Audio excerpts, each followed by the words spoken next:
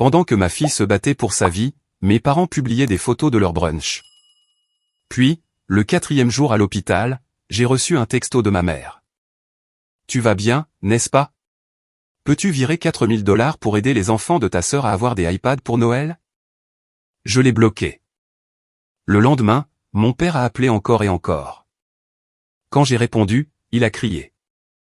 Je n'ai pas dormi la première nuit, pas même une minute. Le bip des moniteurs était constant. Les lumières fluorescentes ne baissaient jamais d'intensité, et je continuais de regarder le soulèvement et l'abaissement de la poitrine de ma fille, comme si cela pouvait s'arrêter si je détournais le regard. Elle avait 10 ans. Elle aurait dû être à la maison en train de construire un fort de neige, pas branchée à des machines avec des bandages enveloppant la moitié de son corps. C'est arrivé sur le chemin du retour de l'école. Il venait de neiger la nuit précédente, et elle était si excitée. Elle a couru un peu en avant, essayant d'attraper des flocons de neige avec sa langue, son sac à dos rebondissant derrière elle. Nous traversions la rue quand une camionnette de livraison a perdu le contrôle. Le chauffeur a heurté une plaque de glace. Il a essayé de s'arrêter. Il n'a pas pu. Elle était sur le passage piéton.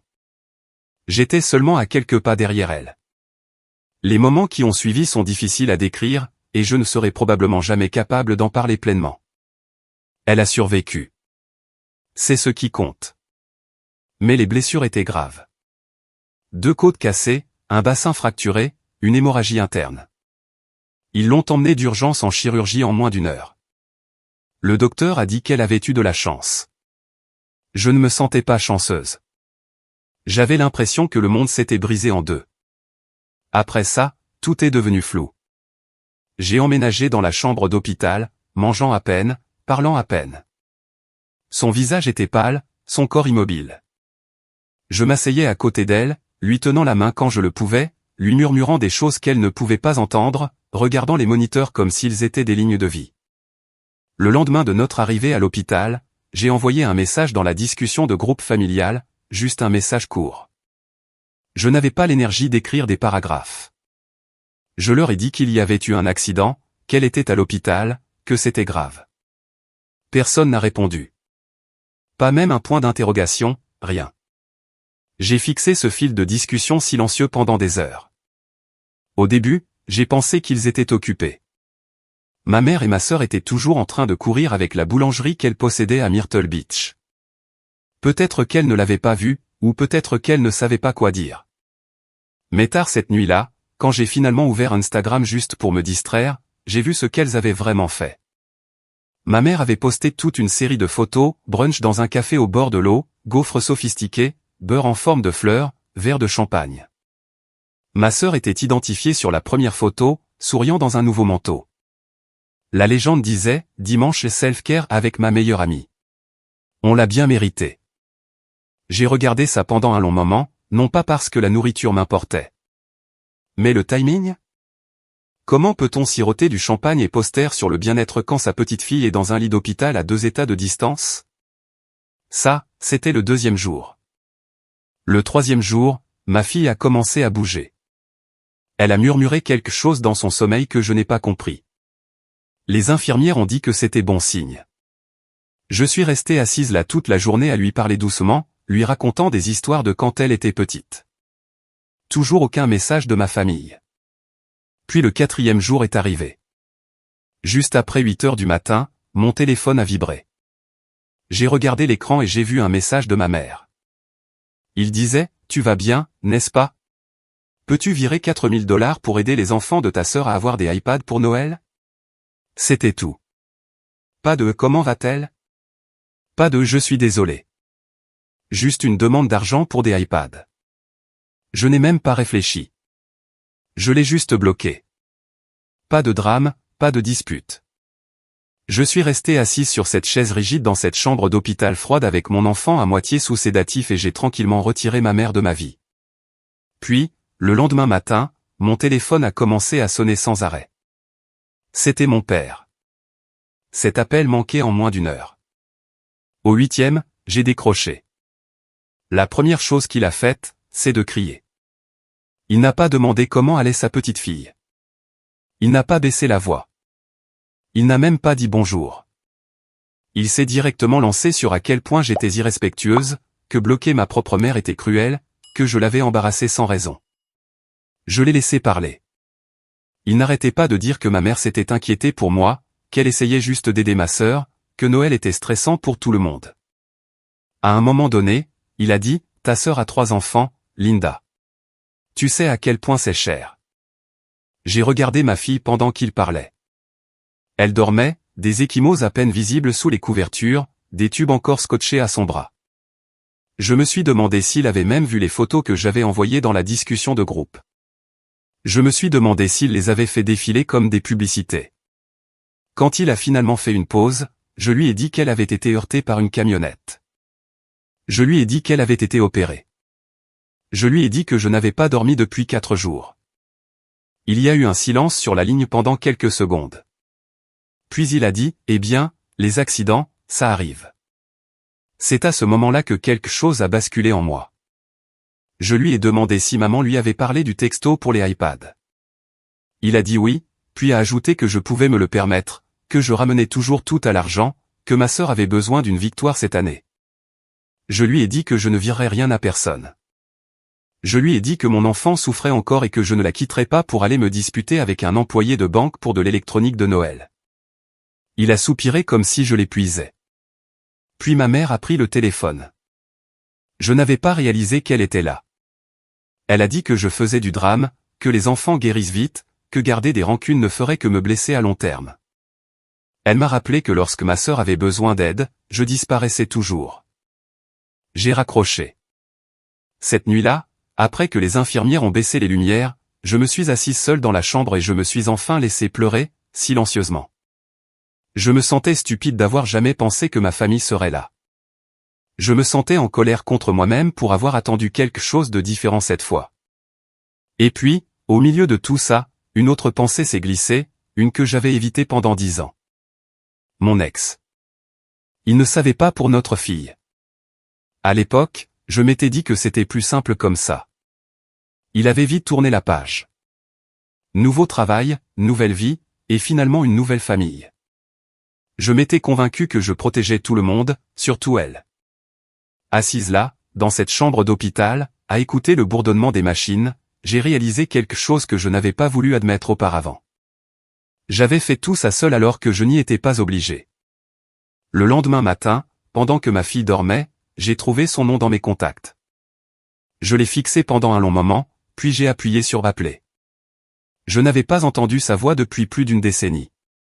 Quand il a décroché, j'ai failli raccrocher, mais il a dit mon nom en premier, pas avec colère, pas avec confusion, juste comme quelqu'un qui y avait pensé aussi. Ça m'a déstabilisé. J'ai figé une seconde. Puis je lui ai tout raconté, rapidement et sans émotion, parce que je ne me sentais pas capable de le dire 2 fois. Je lui ai dit qu'il avait une fille, qu'elle avait 10 ans, qu'elle était à l'hôpital, qu'il y avait eu un accident et qu'elle était envimée de justesse, et que je ne savais pas qui d'autre appeler. La ligne est restée silencieuse une seconde. Puis il a demandé, « Quel hôpital ?» Je le lui ai dit. Il a répondu, « J'arrive. » Ne raccroche pas, envoie-moi le numéro de la chambre par texto. J. Et dit, « Attends, tu habites ?» Mais il avait déjà mis fin à l'appel. Je ne m'attendais pas à ce qu'il vienne. Pas vraiment. Je suis resté assise là, à me détester de l'avoir contacté, de l'avoir entraîné là-dedans, d'avoir espéré. Mais 2 heures plus tard, il a franchi la porte de la chambre d'hôpital. Il avait exactement la même apparence, juste plus âgé. Même démarche, même veste, même expression stupide et calme. Il ne m'a même pas regardé au début. Il est allé directement à son lit. Il est resté là 1 minute, silencieux. Puis il s'est assis à côté d'elle et a juste murmuré son nom. Je ne sais pas combien de temps nous sommes restés comme ça. C'était comme si le temps s'était arrêté. Puis il s'est tourné vers moi et a dit, « Elle te ressemble. » Je lui ai dit son nom. Ses choses préférées, qu'elle aimait dessiner et nager et détestait les petits pois. Je lui ai dit qu'elle n'avait jamais posé de questions sur son père parce que je ne lui avais jamais donné de raison de le faire. Je lui ai dit que je ne savais pas si j'avais bien fait de l'appeler. Il a dit, « Tu as bien fait. » Et puis il a dit quelque chose qui m'a tellement choqué que j'ai ri. Il a dit, j'ai toujours su que tu cachais quelque chose. J'ai cligné des yeux. Quoi? Je n'ai jamais pu le prouver, a-t-il dit. Mais j'ai toujours senti que tu étais parti avec plus qu'une simple valise. Je me suis juste dit que si c'était vrai, tu me le dirais quand ce serait important. Puis il m'a regardé et j'ai su qu'il n'était pas en colère, juste triste. Je ne voulais pas gâcher ta nouvelle vie, ai-je dit. Il a secoué la tête. Cette nuit-là, il n'est pas parti. Il est resté assis avec moi pendant qu'elle dormait. Nous avons parlé, non pas du passé, non pas de nous, mais d'elle. Je lui ai raconté tout ce dont je pouvais me souvenir de chaque année qu'il avait manqué. Il n'a pas bronché une seule fois. Il a juste écouté. Le lendemain matin, il a appelé sa femme. Je m'attendais à une dispute.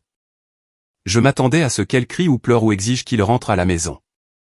Au lieu de ça, elle a dit, alors tu dois être là-bas. On s'occupera du reste plus tard. Ça m'a encore plus choqué que le fait qu'il soit venu.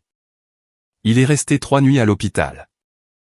La 4e, ma mère a de nouveau essayé d'appeler d'un autre numéro. J'ai refusé. Puis j'ai reçu un message de ma sœur. Si tu penses que ce petit caprice te dispense de Noël, tu te trompes. Tu dois des excuses à maman.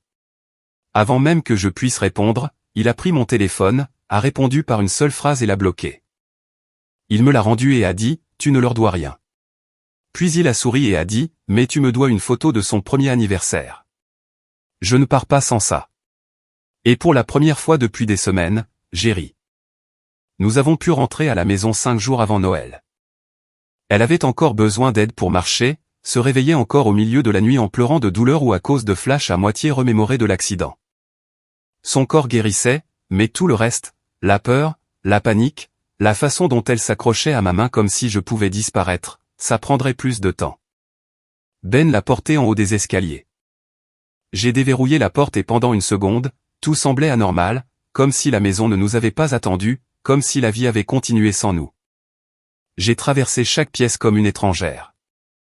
Puis j'ai vu l'ours en peluche sur son lit, le linge que je n'avais jamais fini de plier, les marques de crayon sur le mur qu'elle était censée nettoyer, et je me suis souvenu que c'était toujours chez nous. Cette semaine-là fut calme d'une manière qui ne semblait pas réelle. Ben est resté, comme il l'avait dit. Il préparait le petit déjeuner chaque matin, un vrai petit déjeuner, comme des œufs brouillés et du pain grillé, pas juste des barres de céréales. Il l'aidait avec ses médicaments, trouvant même un moyen de la faire rire en le faisant. Il agissait comme s'il avait toujours été là. Elle l'appelait Ben comme si c'était normal, et il n'a jamais insisté pour plus. Nous ne lui avions pas encore dit. Je pensais que ça l'embrouillerait ou la submergerait, et j'avais terriblement peur que ça se retourne contre nous, mais honnêtement, je pense qu'elle savait, peut-être pas toute la vérité, mais quelque chose. Les enfants lisent mieux les gens que les adultes. Elle s'illuminait quand il entrait dans la pièce. Lui faisait confiance sans hésitation. Un soir, après qu'elle se soit endormie, je l'ai trouvé assis sur le canapé, regardant une photo d'elle sur le frigo, celle de son 3e anniversaire, du glaçage partout sur le visage. Il n'a rien dit, a juste regardé la photo un moment. Puis il m'a demandé si j'avais encore la vidéo de ce jour-là. Je l'avais. Nous l'avons regardée sur mon téléphone, tous les deux silencieux. Je ne sais pas ce qui m'a le plus frappé, entendre sa petite voix chanter « Joyeux anniversaire » de cette façon aiguë, ou la réalisation qu'il avait manqué tant de ces moments. Non pas parce qu'il ne voulait pas être là, mais parce que je ne l'avais jamais laissé faire. Le lendemain, les messages ont commencé. Ma mère d'abord, j'ai entendu que tu étais de retour. J'espère que tu t'es calmé.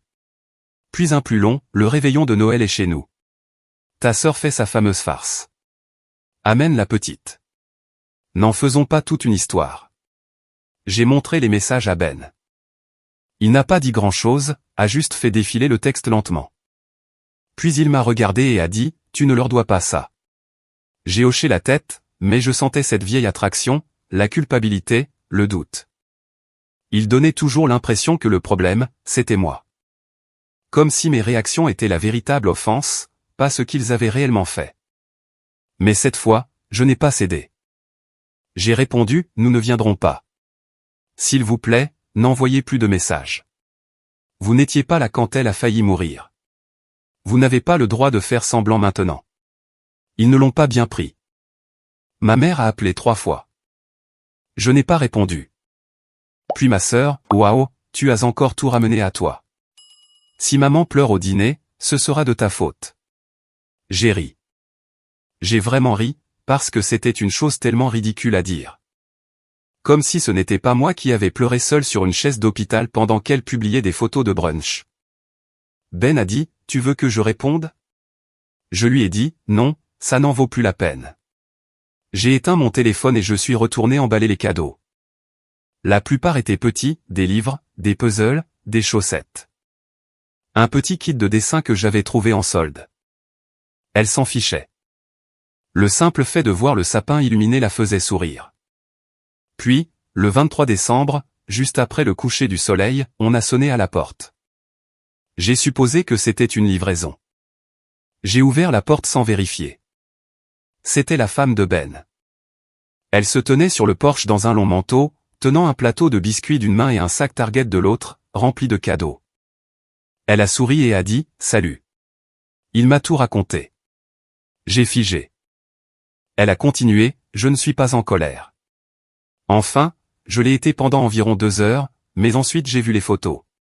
Je l'ai vu, et je me suis dit, si vous n'allez pas dans votre famille pour Noël, peut-être que vous pourriez venir chez nous. Elle a tendu les biscuits. De plus, a-t-elle ajouté, mes enfants lui ont déjà fait une place à table. Je suis resté là, dans l'embrasure de la porte, sans rien dire. Mon cerveau était encore en train de rattraper son retard. La femme de Ben a juste souri, patiente, comme si elle savait qu'il me faudrait 1 minute, comme si elle comprenait quelque chose que je ne comprenais même pas encore. Derrière moi, j'ai entendu de petits pas. Ma fille a jeté un coup d'œil, tenant l'ours en peluche qu'elle n'avait pas lâché depuis l'hôpital. Elle a regardé la femme sur le porche, puis m'a regardé. C'est la dame aux biscuits. La femme de Ben a ri. Je suppose que oui, maintenant. Nous ne sommes pas allés ce soir-là. Je n'étais toujours pas prête. Mais elle n'est pas repartie les mains vides. Elle a donné à ma fille un bonhomme en pain d'épices et a promis de revenir le lendemain. Mais seulement si tu me gardes un peu de cette magie du kit de dessin dont j'entends parler. Le réveillon de Noël est arrivé vite. Ben a demandé à nouveau, gentiment, si nous voulions y aller. J'ai dit peut-être. Il n'a pas insisté, a juste chargé la voiture comme si nous y allions de toute façon. Et je me suis surprise en disant oui. Nous avons traversé un quartier calme rempli de lumière scintillante et de ces décorations de jardin gonflables que les enfants pointent toujours du doigt. Ma fille a appuyé sa tête contre la fenêtre tout le trajet, regardant chaque flocon de neige clignotant. La maison de Ben, leur maison, ne ressemblait en rien à la mienne. Plus grande, plus neuve, décorée comme une publication Pinterest. Mais au moment où la porte s'est ouverte, l'ambiance n'était pas froide. Sa femme nous a de nouveau accueillis à la porte, portant un tablier à fleurs. Ces 2 garçons sont passés en courant, criant quelque chose à propos d'un jeu. Elle a souri comme si ce n'était pas le chaos. À l'intérieur, ça sentait la cannelle et le poulet rôti. Quelqu'un jouait de la musique de Noël. Les garçons ont immédiatement entraîné ma fille vers le sapin et lui ont montré comment faire des flocons de neige en papier avec des ciseaux qui coupaient à peine. Ben se tenait à côté de moi dans l'embrasure de la porte. Nous n'avons rien dit, juste regardé comment elle s'intégrait dans ce nouvel endroit comme si elle y avait toujours appartenu. Le dîner a été gênant au début. Bien sûr que ça l'était. J'étais assise en face d'une femme que j'avais involontairement prise au dépourvu avec l'existence d'un enfant entier. Je partageais une table avec ses fils qui ne savaient pas encore que la fille qui mangeait de la purée à côté d'eux était leur demi-sœur. Mais au milieu du dîner, l'un des garçons a levé les yeux et a dit, « Elle est plutôt cool.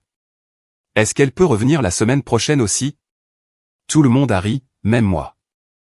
Et d'un coup, c'était différent. Comme si l'air dans la pièce avait changé. Ma fille rayonnait.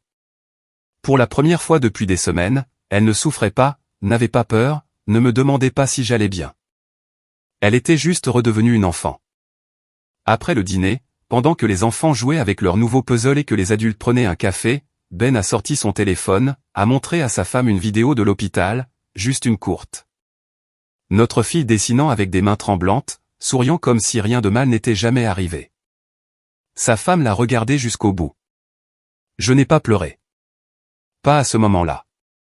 J'ai attendu plus tard, quand les enfants se sont endormis sur le canapé et que Ben a proposé de nous ramener à la maison. Je les ai regardés, tous les trois emmêlés sous une couverture, et j'ai dit, pas de précipitation. Alors nous sommes restés un peu plus longtemps. Nous avons fini par passer la nuit. Ce n'était pas prévu. Je n'avais pas apporté de pyjama ni de brosse à dents, et ma fille n'avait que les vêtements qu'elle portait et l'ours en peluche sous son bras. Mais personne n'en a fait toute une histoire. Les enfants s'étaient endormis sur le canapé, en tas. Ma fille au milieu, une pastille à la menthe encore collée à sa manche. Les deux garçons appuyés contre elle comme s'ils avaient été frères et sœurs toute leur vie. La femme de Ben est venue avec une couverture et les a tous recouverts sans dire un mot. Puis elle m'a regardé et a dit, « Tu ne vas pas rentrer avec cette neige. » Il avait recommencé à tomber, des flocons épais et silencieux. Les rues devenaient déjà blanches. J'ai ouvert la bouche pour dire que ça irait, mais elle m'a coupé avant que je puisse commencer. J'ai préparé la chambre d'amis. Tu restes. Pas de discussion. Alors, je suis resté. Allongé dans cette chambre, chaude, calme, inconnue. Je ne pouvais m'empêcher de penser à quel point tout cela était étrange. Ce n'était pas censé être notre Noël. Il y a un mois, je me préparais à passer des fêtes solitaires avec un sapin à moitié décoré, des cadeaux bon marché et le silence de ma propre famille. Et maintenant, je m'endormais dans la maison d'une femme que je connaissais à peine, à côté de l'homme que j'avais aimé, écoutant le son de notre fille ronflant doucement dans la pièce voisine. Je pensais que je me sentirais comme une étrangère, mais ce n'était pas le cas. Le matin, je me suis réveillé dans le chaos. Un chaos joyeux, du papier qui se déchire, des enfants qui crient, quelqu'un qui hurle il a eu le dinosaure, puis le bruit de petits pieds courant dans le couloir. Je suis sorti et j'ai trouvé les trois assis autour du sapin, à moitié habillés, déjà jusqu'aux genoux dans le papier cadeau. Ma fille tenait un kit de dessin, un de ceux de bonne qualité, et le montrait comme un trésor. La femme de Ben m'a tendu un café. Du vrai café, chaud, pas de la boue brûlée d'hôpital. Bienvenue à Noël, a-t-elle dit. Nous les avons regardés ouvrir leurs cadeaux. Il y en avait des supplémentaires pour ma fille, emballés et étiquetés avec son nom. Des cadeaux attentionnés, une écharpe de sa couleur préférée, un sweat à capuche avec son animal favori, un ensemble de peintures à paillettes qui lui a coupé le souffle. Rien d'extravagant. C'était juste parfait. Ben s'est assis à côté des enfants et a dit, « Ok, alors on doit vous dire quelque chose de cool. » Je me suis tendu une seconde. Il m'a regardé, s'assurant que j'étais toujours d'accord avec ça. J'ai hoché la tête. Puis il leur a dit. Il leur a dit que la fille avec qui ils avaient passé les dernières 24 heures à jouer était leur sœur, qu'ils avaient une sœur, et que j'étais sa mère. Il y a eu un moment de silence. Puis le garçon le plus âgé a souri et a dit, « Attends, pour de vrai ?» Ben a hoché la tête. « Génial, » a dit le gamin, comme si on venait de lui annoncer qu'il avait gagné à la loterie. « Est-ce qu'elle peut vivre ici ?» Tout le monde a ri. Ma fille n'a pas dit grand-chose. Elle s'est juste appuyée contre Ben et n'a pas bougé pendant un long moment. Plus tard, quand les choses se sont calmées, Ben m'a raccompagné à la voiture. La neige s'était arrêtée, mais tout était blanc et immobile, comme si le monde retenait son souffle. Il a jeté un regard vers la maison, puis vers moi. « Tu pourrais rester, » a-t-il dit. « Je veux dire, pas juste ce soir. Vraiment rester. On pourrait trouver une solution, si tu le voulais. » Je n'ai pas répondu tout de suite. Je ne savais pas, pas encore.